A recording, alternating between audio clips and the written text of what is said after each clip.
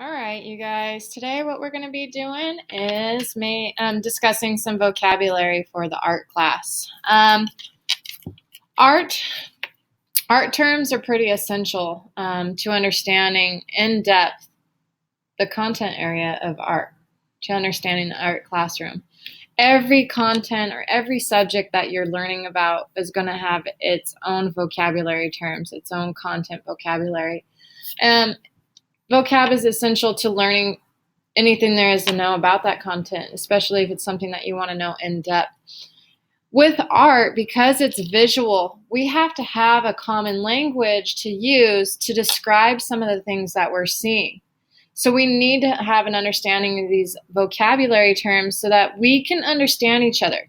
When I'm talking about your artwork and I'm critiquing it, or I'm just discussing a certain technique and I might say, I need to expand the range of value, or you need to expand the range of value in your drawings, you need to understand that I'm talking not about the value in terms of money, but the value in terms of shadows and lights. You need to have more whites, you need to have more blacks.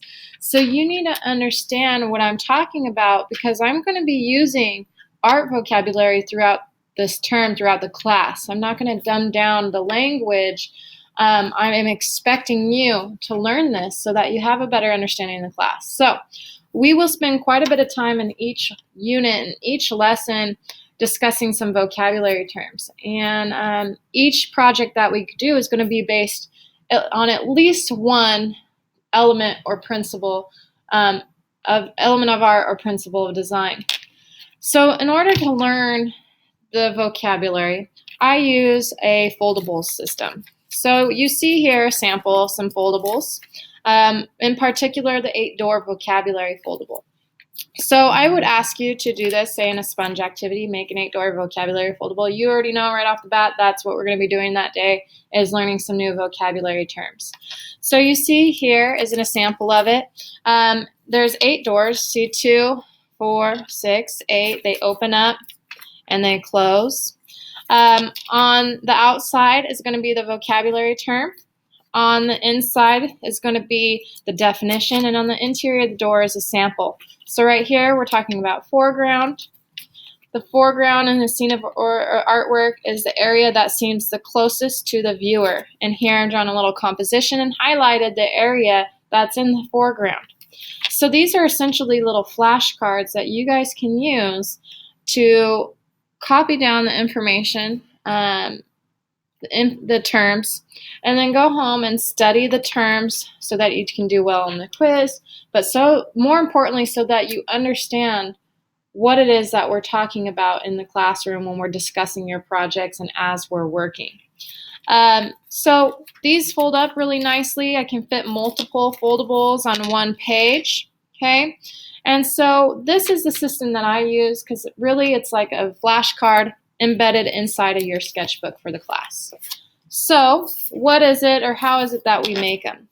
You're going to need a piece of paper, 8.5 by 11. This one has the fringe along the side, so I'm going to go ahead and cut that off.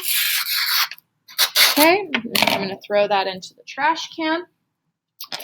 Then, how do we fold it? How do we fold our 8-door vocabulary foldable?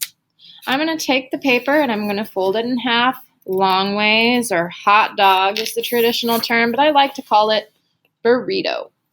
So I have my burrito fold. That's the first fold. I'm going to press along the crease, make sure it's nice and flat. Then I'm going to fold it again long ways, and I'm going to be making a taquito. Okay, so I have my taquito fold. I always use food terms when it comes to these folds because people remember food. Everybody loves food. So then I'm going to fold it again in half, but this way. This time I'm going to go fold this way, and I am creating the tamale fold, right? And I use Mexican food because it's like my favorite. All right, so I'm going to fold right here, tamale fold. And then I have one more fold again, and fold it in half this way. And let's just say this is a tortilla strip, you know, the strips versus the triangles. Or I guess a cracker, but I like the chip. We can dip it. I don't know, it just goes with the rest of the folds anyway. Anyhow, you're going to unfold it. All right, and you know you folded it right if you have 16 squares.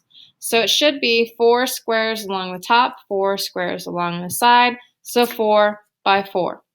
All right, then what I'm going to do is I'm going to fold this outer column in towards that center line, and then I'm going to do the same with the other column, the other outer column, fold it towards the center line, fold it. So I have right now 2 doors. But what I need is 8. I need 4 on this side, and I need 4 on this side. So I'm going to go along the crease, and I'm just going to go ahead and cut 1 square in. Okay, so essentially I'm creating a door or a window. Okay, I'm going to cut another one and cut a third time. So now on this side I have 4 doors, and then I'm going to do the same on the other side.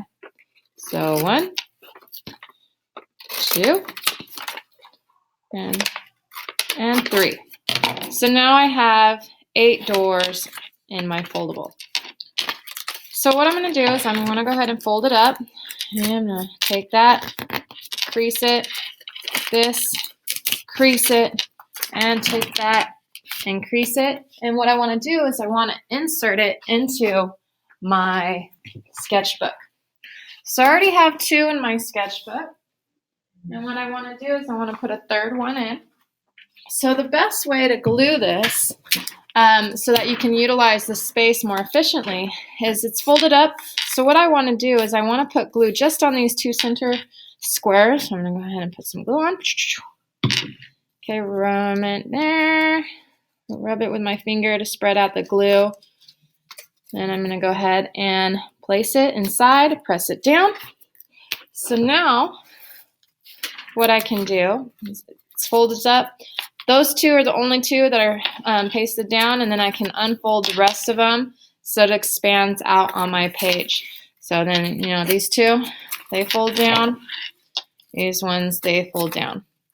All right, so you see here, now you have a tool to fit multiple flashcards of your vocabulary terms into one page of your sketchbook. So we've efficiently used a page in the book. So that is how you make an 8-door vocabulary foldable, and that is the system that I will use every time that we introduce vocabulary for class.